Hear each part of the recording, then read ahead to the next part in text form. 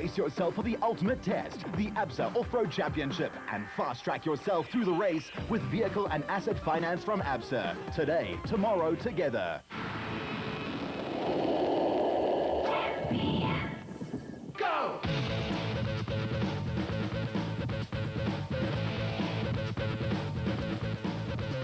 The Kuppel Club, organisers of the 2006 Ford Carnival City 400 on November the 17th and 18th, are hoping the final event of the 8-race series will see them upstage other organisers on the ABSA Off-Road Championship calendar.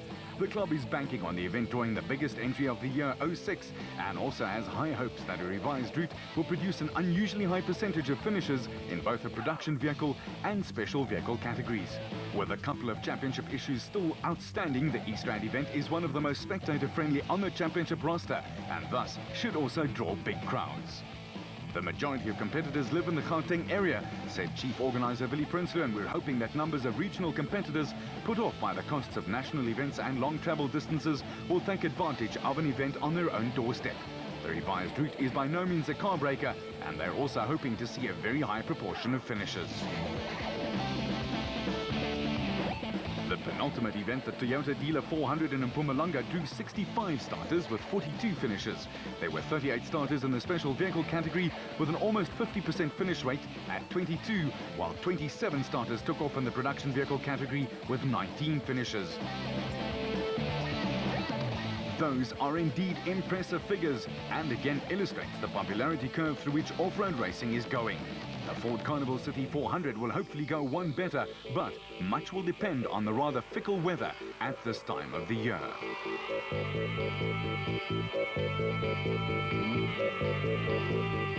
The Ford Carnival City 400 has in fact in the recent past earned something of a reputation as a big rainmaker, but luckily that hasn't stopped spectators from turning out in their droves. The event offers a great day of family entertainment hosted at a top-class facility, and yet another bumper event, no pun intended, is expected. Perennial rivals Toyota and Nissan will square up to each other again in the production vehicle category at the final round of the ABSA Off-Road Championship, and no quarter will be asked or given. At stake will be the prestigious South African Manufacturers Championship. The championship is one of two remaining title issues to be settled in the season's finale, with Nissan and Ford crews involved in the other one, which will go right down to the wire. A late flurry on the recent Toyota Dealer 400 in Mpumalanga saw Nissan close the deficit on Toyota, who's led the Manufacturers Championship for most of the season. Going into the Ford Carnival City 400, the gap is just a handful of points, and there will be plenty of pressure on the factory and privateer crews from both camps.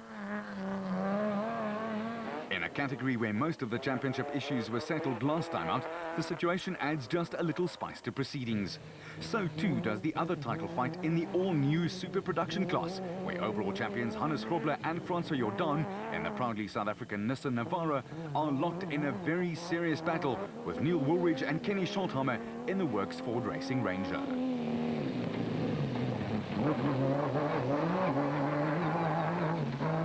With the Ford pair boasting a 100% finish record this season and having to drop one score, the scales are tilted in favour of Grobler and Jordan completing a double.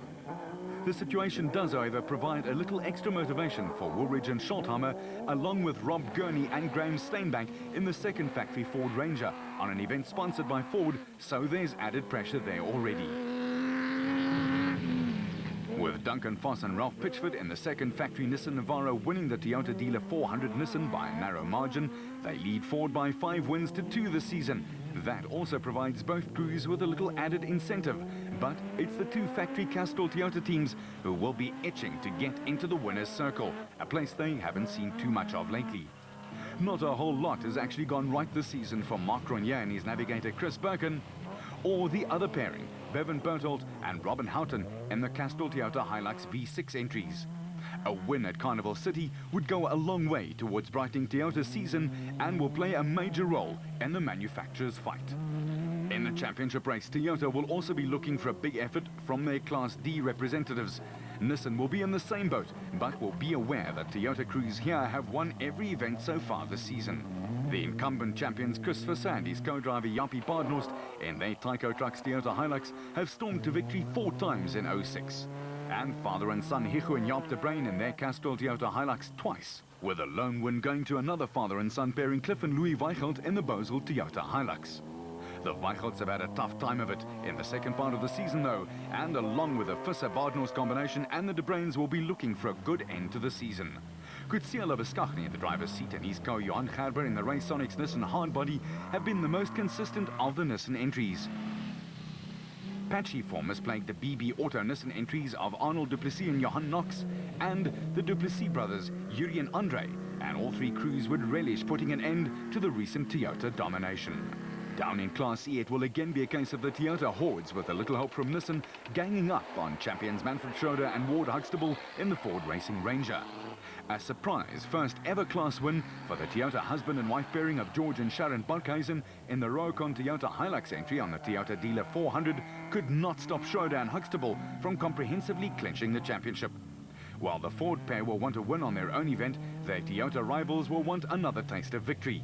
Factory crew Brian Martin and Oki Fourie in the Castrol Toyota Hilux will lead the assault with a little help from the likes of Jannie Visser and Joks Leroux in a Toyota Hilux.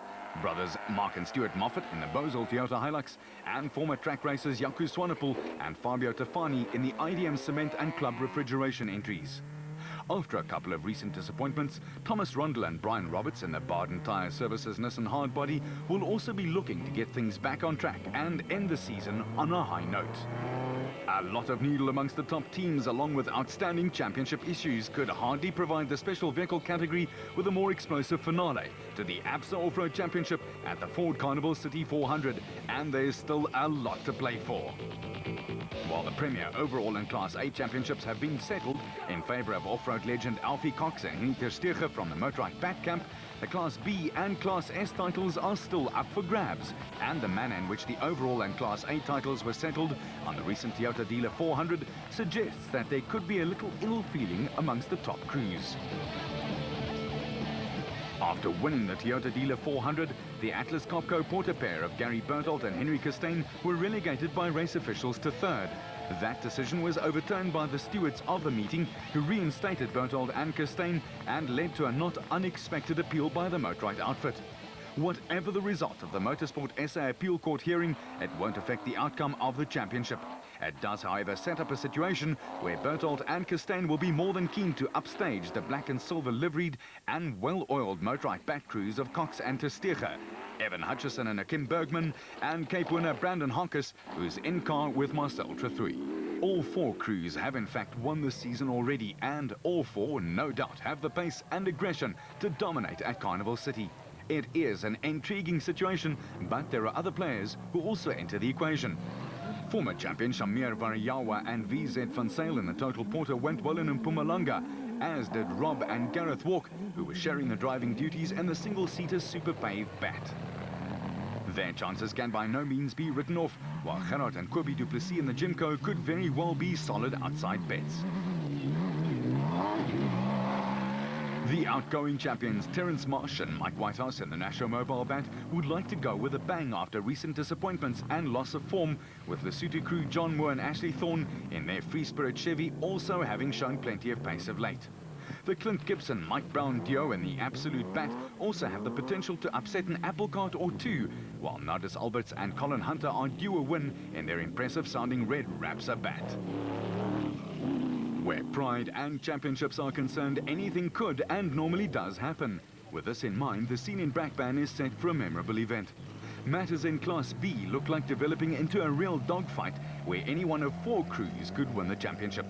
Veterans Ernest Corbett and Warwick Goosen in the Century Property Developments Bat start off with what could be a decisive 11-point advantage over Jan and Hendrik Kraai in the Keymax Bat. Only 5 points separate the Keymax pair, Johan and Etienne Besaidnout in the Edenko Bat, and the nuggety Swaziland crew John Thompson and Clinton McNamara in their Zarko. Corbett and Goosen have emerged as the form team over the last couple of events, but anything can and probably will happen at Carnival City.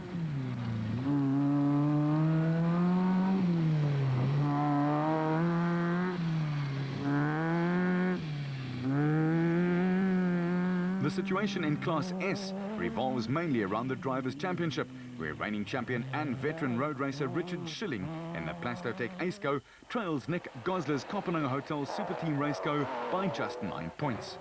Schilling's co-driver Chris Davies is out of the woods in the Navigator Stakes, but behind him, only 4 points separate Richard Carolyn, paired with Gosler, Craig Doubtfire, who calls for Archie Rutherford in their National Mobile Raceco, and Peter van Vieren, who is Gary Gillingham's co-driver in the Shell Raceco. It's going to be a bun fight of note.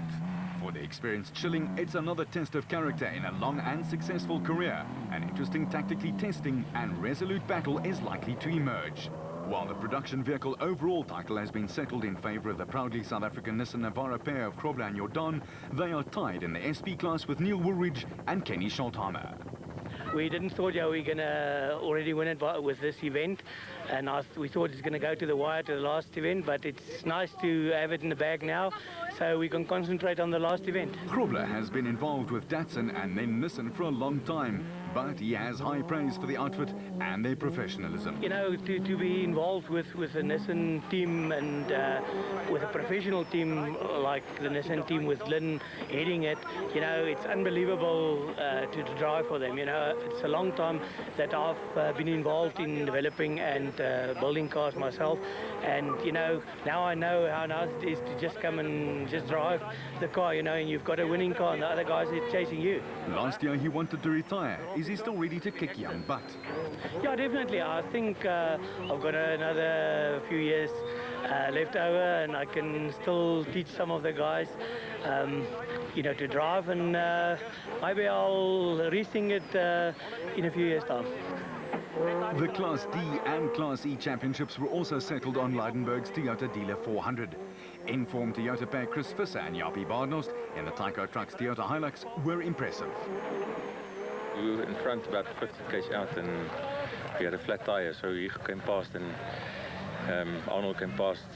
But I must say it was a great event. Well done to Toyota, my bucky. Thanks very much for Toyota Motorsport, and thanks for organising everybody. It was a great event and I enjoyed it. It was very rough. Leidenberg provided a very tough test indeed. We wanted to know from Visser how hard was it to keep concentrating on the difficult and different route in Mpumalanga. It was, after all, a tough test. I must say, no, yes, there's two loops, the western two loops, yes, was very, very bad. I must say, the one in a plantation was excellent.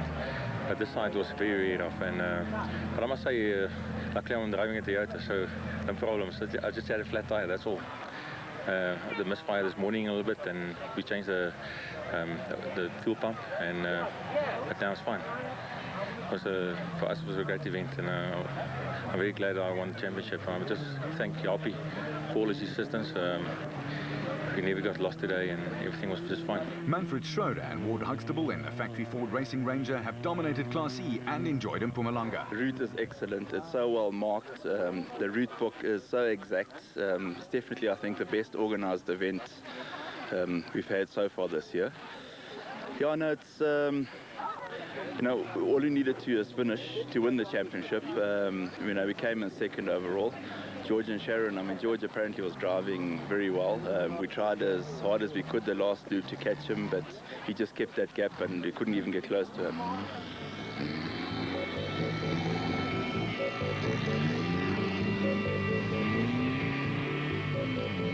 On to the manufacturer's trophy battle, and a late flurry saw Nissan outscore Toyota on the Toyota Dealer 400, and going into the Ford Carnival City 400 event, Toyota have a narrow 20-point lead.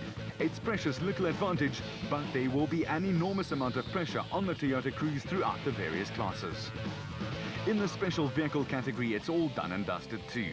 Here, Alfie Cox clinched his 26th lifetime SA Motorsport National Championship, an unprecedented showing, confirming him as one of the Rainbow Nation's most successful racers of all time, if not the most decorated. Yeah, look, it's been a fantastic. I've just had fun the whole day. I mean, obviously I'm looking for the championship, which we've actually clinched today, and I mean, to go into the last race, really have won the championship. I mean, for me, it's been a great, you know, moving to four wheels and winning 2 championships now, both in the special and in the production. But today has been an exceptional day. Gary's been a hard customer, Evan's been also good, and I've just been saving the car, and it's just come all the way to me, and yeah, I'm happy. conditions out there for you and Henny in the cockpit? Any problems? No, well, we ran out of brakes the last lap. The plunger started leaking on the front pistons, so we've only had rear brakes for the whole of the last lap. But you know, he's made a fantastic navigation job the whole year, and you know, without the team, you just don't win championships. And to Evan and Chris, the mechanic, that have done such a good job, and just to Motorite. I mean, you know, how do you come to a championship just finishing races and winning, and it just never ends? And you know, having a good navigator like Henny, the tyres, the Goodyears have been fantastic, and I must say the whole package has just won us the championship. I'm delighted. But remember, the Class A results of the Toyota Dealer 400 are still under appeal. Whether or not the Motorite back pair of Cox and Versteeg are given the win ahead of Berthold and Costain, it's irrelevant. But there are championship issues still outstanding in Class B and Class S. The Ford Carnival City 400 will start on November the 17th with a 70k prologue to determine start positions. The race proper on November the 18th will be run over 2 loops of around 180 k's with a start and finish at the Carnival City complex just outside Brakpan. That was the ultimate test, the ABSA Off-Road